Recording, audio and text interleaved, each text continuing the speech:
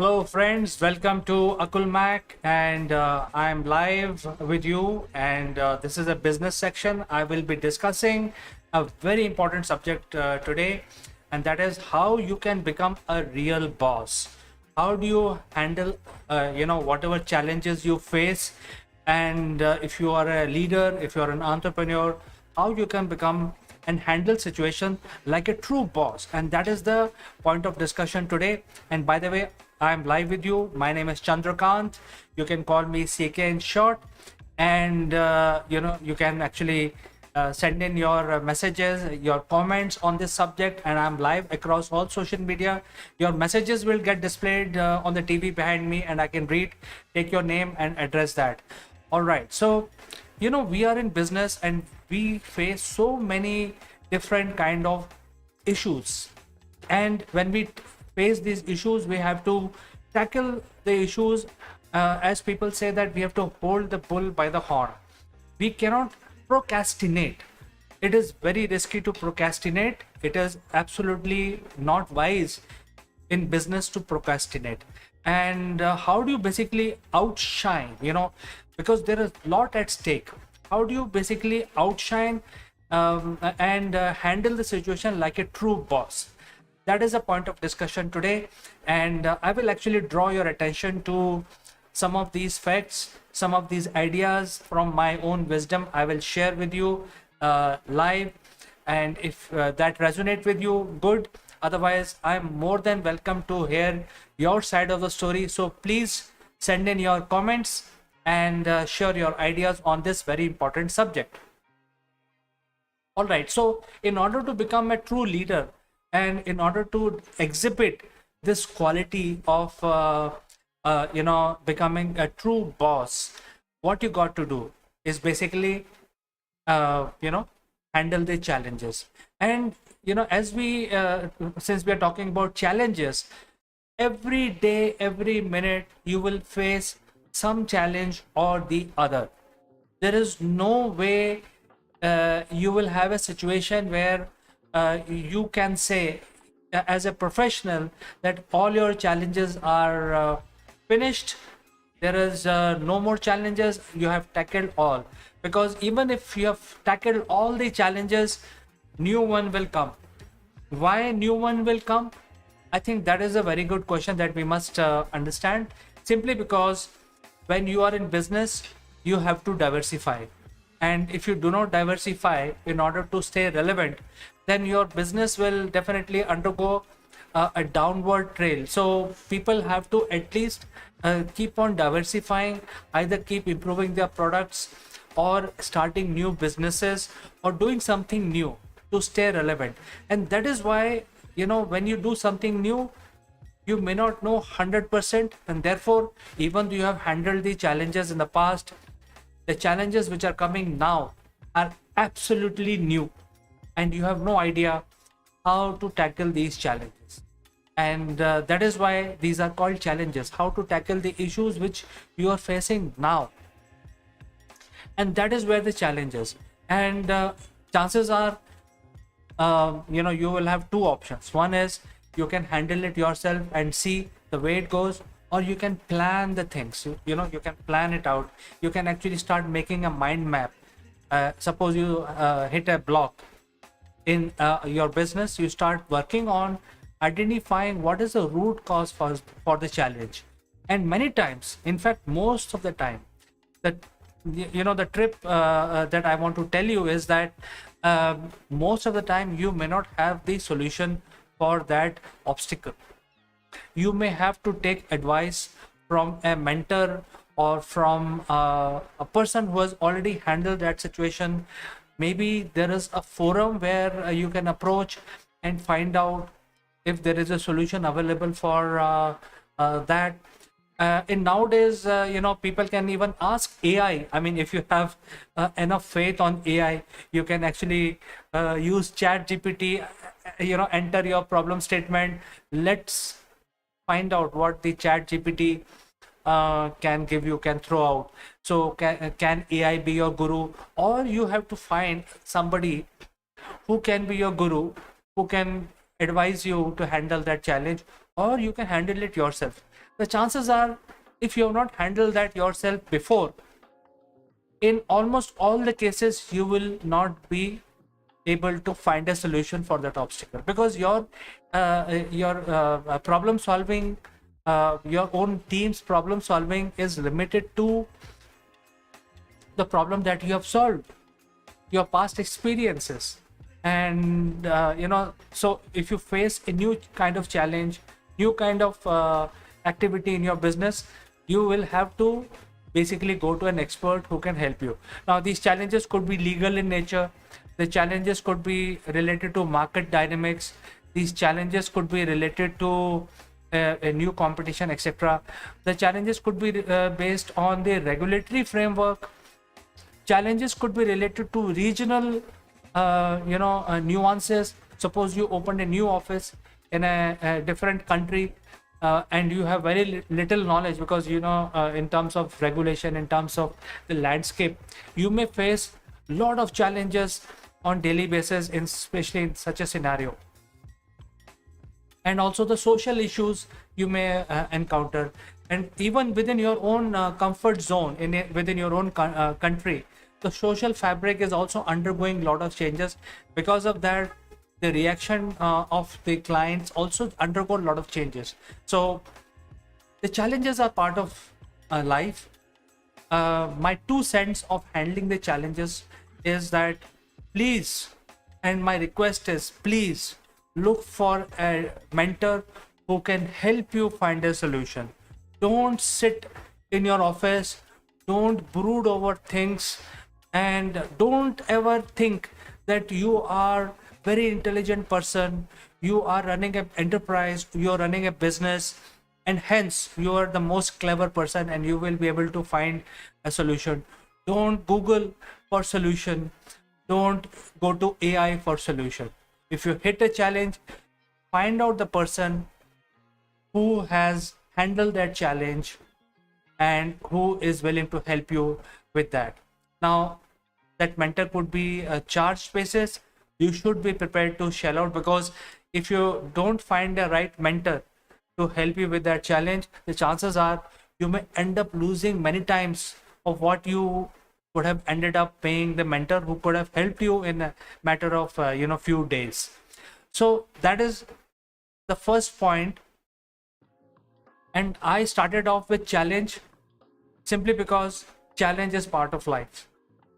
Challenge is something that you cannot say that, look, I will not face any challenge, my luck is God, I'm a person who has been sent specially and my luck is also written by God. So you cannot say that. Whoever you are on the surface of the planet, you will face some challenges and you have to overcome those challenges.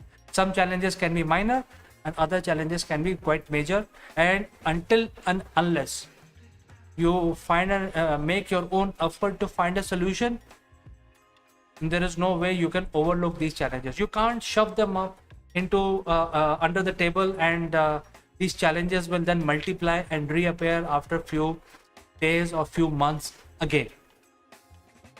So let's move on to the next topic of how to become a boss, how to outshine like a boss. And the next topic is basically show leadership skill. This is a very, very important skill you must have, you must demonstrate. And I'm not saying that we are not leaders. We are leaders. That is where we are in business.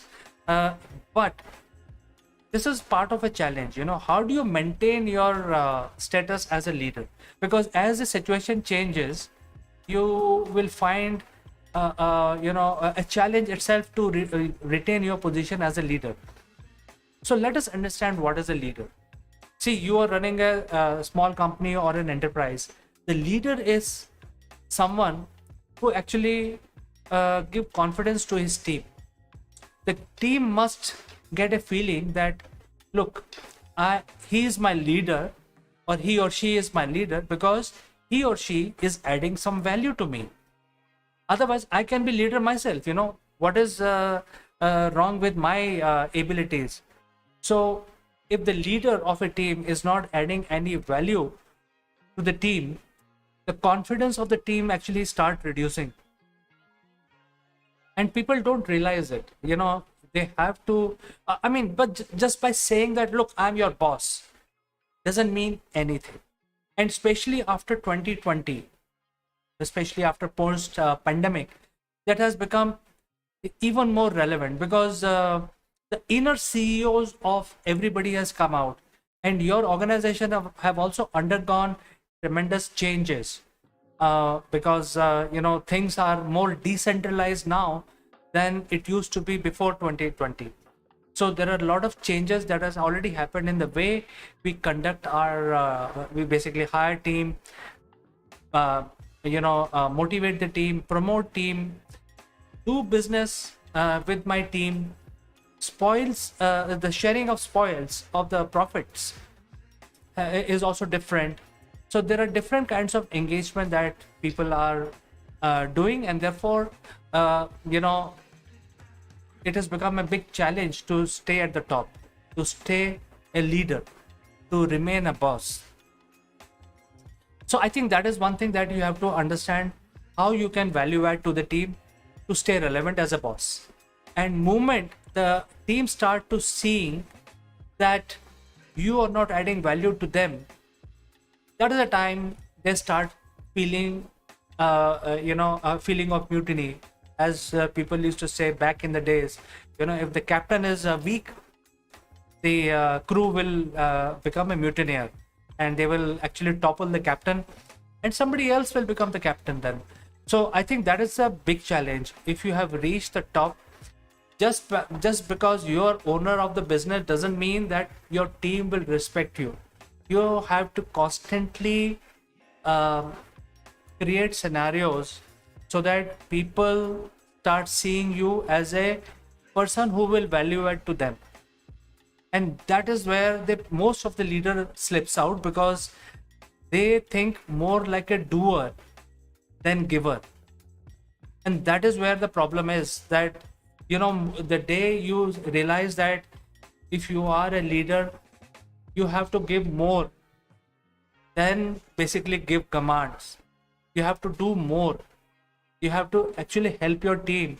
You have to give them real tangible advices. You have to give them real tangible returns. You have to give them real tangible promotions.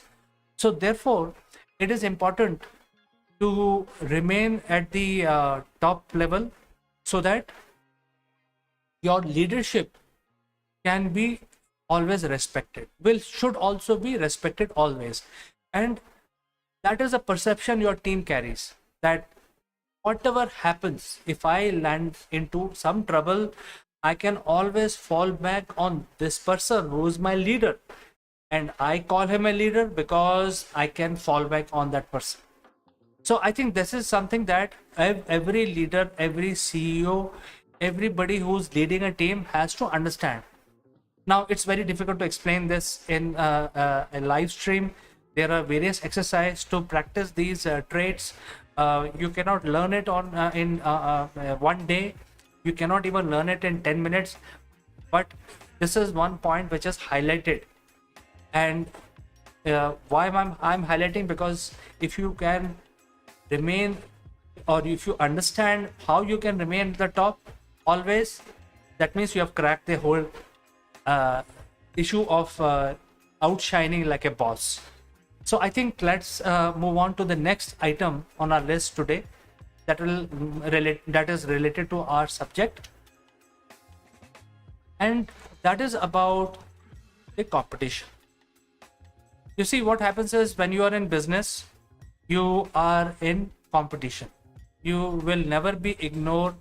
You will never be able to ignore your competition. And like, you are smart, you think you are smart, you think you are a leader, you think you have a very good team, you think that your team is highly motivated, you think your product strategy is good, you think you have the best company, you think you are able to get best mileage in terms of revenue.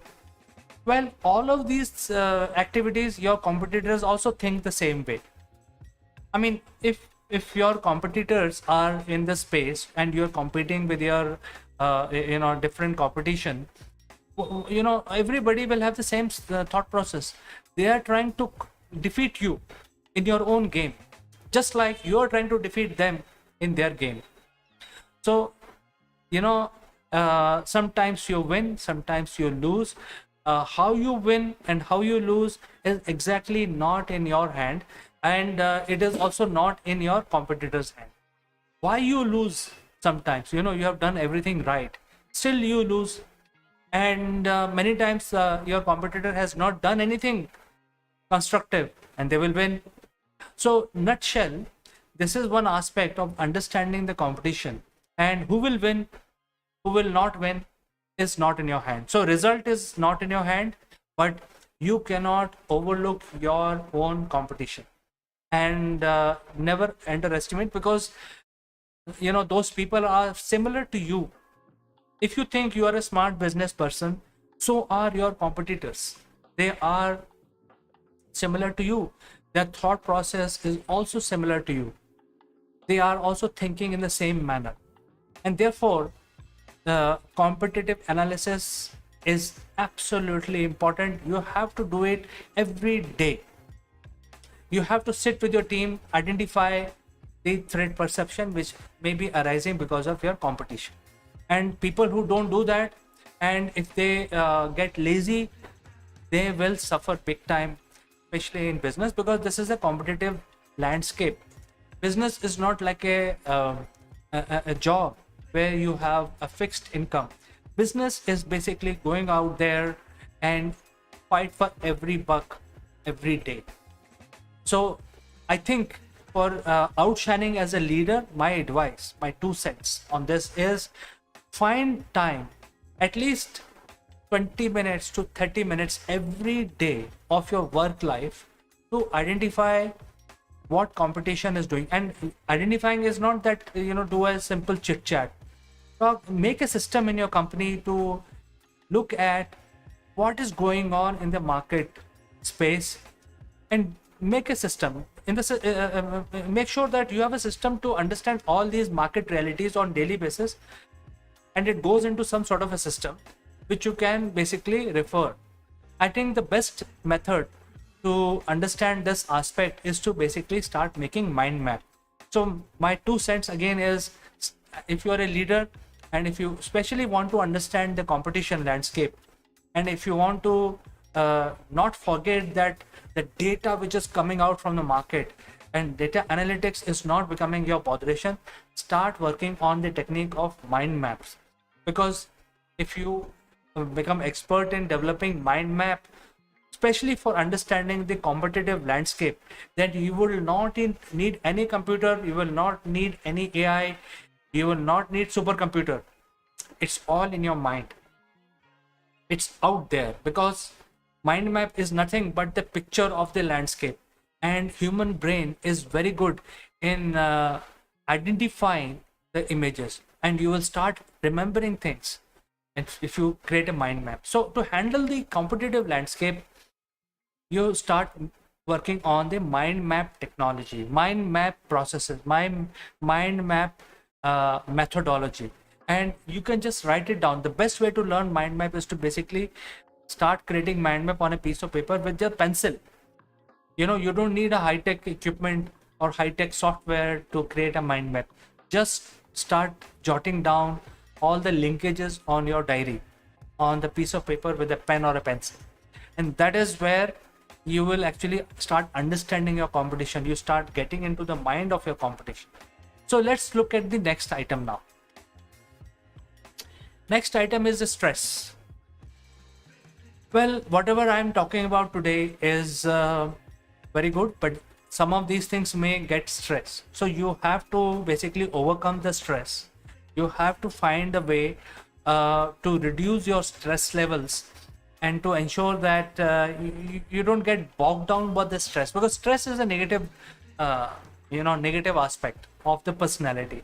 If you get too stressed in doing things, you have to basically create your leadership. You have to also work on the competitive landscape. You also have to handle challenges. You have to do some more things. You have to be physically happy. You have to do exercise. You have to spend time with your family, kids, and you have to also generate revenue. All of these things will basically add to your stress. So I think you have to work out a system where you don't get stressed. And stress is an enemy of success. So I would say that the best stress buster is basically food. In my opinion, is that if you start cooking your food, that will actually make you forget whatever has happened in last 6 hours. So find in my opinion, I think that is a good stress busters. I mean, if you are in a very highly competitive landscape, find half an hour for cooking. And that is again my suggestion.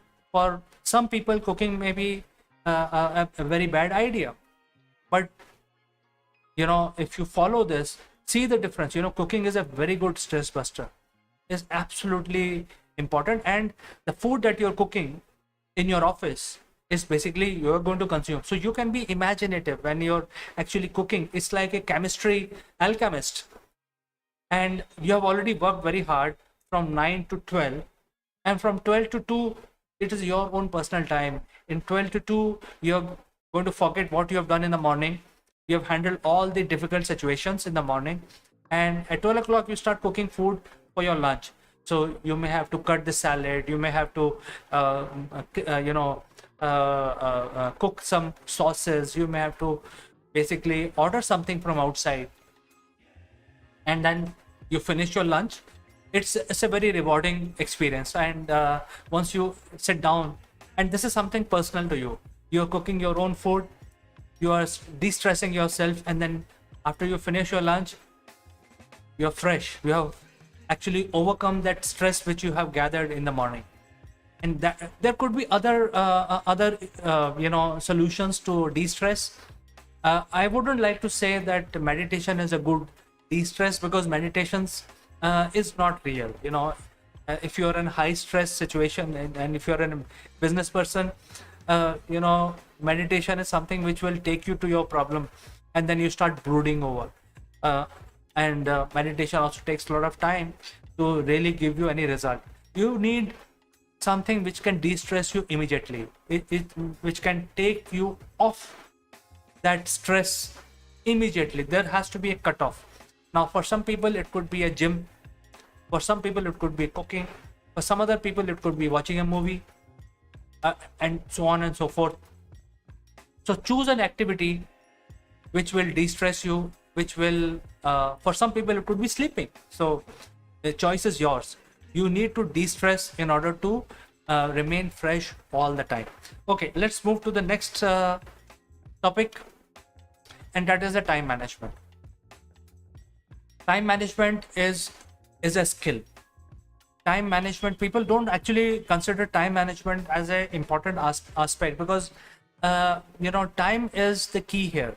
If you are a business person, you need to allocate time, and then time management itself is an important issue. In fact, there are people who are actually helping you to manage your own time. There are professionals, there are gurus who will actually give you training how you can basically save time or manage time, not really save time. There is no time saving, etc. You can do more things in a very organized manner and manage time. People used to write in diaries, and then subsequently people started making calendars. This is all part of time saving. You don't want to basically create a meeting scenario without a calendar, because if the meeting is not in the calendar, you're not actually attending that meeting. Now, all that is very good. These are the tools which are available, but I think you also need to understand certain tricks which can help you manage your time better. There could be some project management skills you may pick up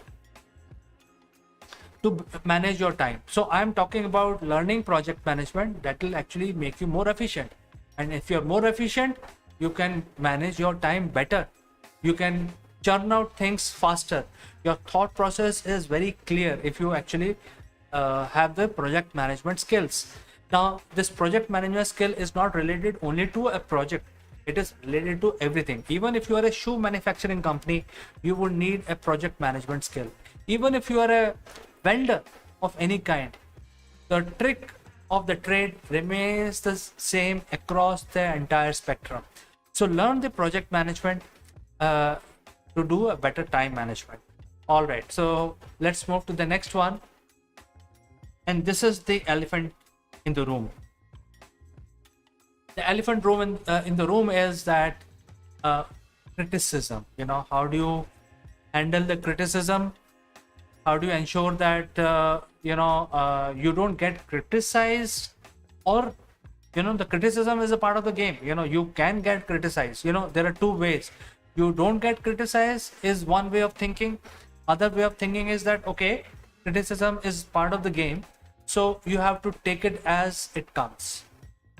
And I think I will go with the later one, because whatever you do, something will go wrong somewhere. But if you don't do anything, nothing will go wrong. So things will go south only when you do something. When you start moving, then only you can go south, right? So that is why trick of the game is to basically accept that criticism is a part of any business, any decision making. And that is why understand that criticism is going to happen, whether the criticism is happening from your own team or from your client or from any unknown person. A criticism can happen. They can actually criticize your dressing sense. They can also criticize what you think about your thought process. They can criticize for you for even your personal stuff like religion, your ideologies. So criticism is part of you, and you have to learn to take criticism, and that will make you outshine like a boss. If you can learn, it's a very difficult thing to do that.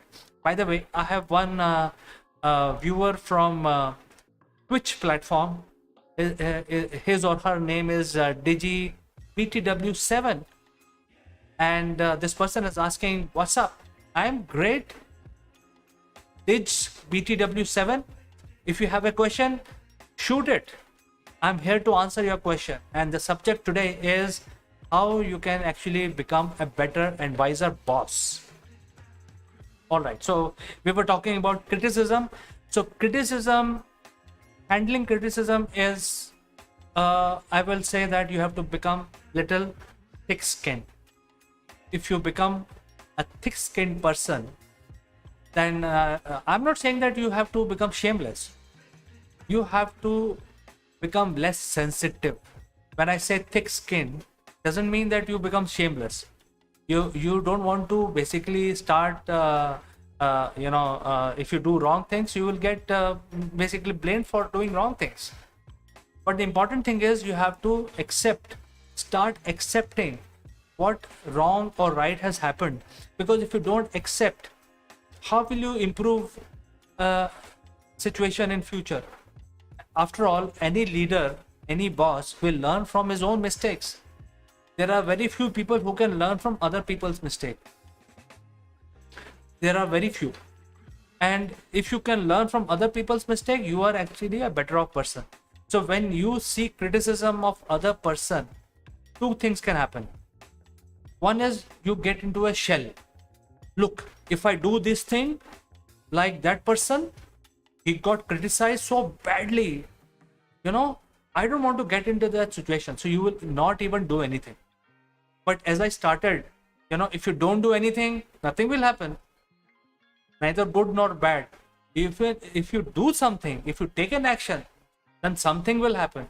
That could be good, that could be bad, but if it is good, it is not in your hand. If it is bad, it is also not in your hand. So be prepared to face the criticism, and that will basically make you a stronger boss. So what we have discussed today, we have discussed 5 things in our program. One is you have to prepare to accept the challenges. You have to prepare to basically outshine like a leader, and your input should be valuable for your subordinates, for your teams. You have to basically manage your stress. you have to basically handle criticism. So these are the 4 things that I discussed in my live stream today. And if you are watching and if you think these are the relevant things, and if you have any opinion on these subjects, feel free to send in your comments. Even when I finished, I will be more than happy and glad to answer your query in the next live stream. Nevertheless, friends, if you don't have any question, I would like to take your leave. As always, thanks for watching, and I will catch you again in the next one. Bye bye for now.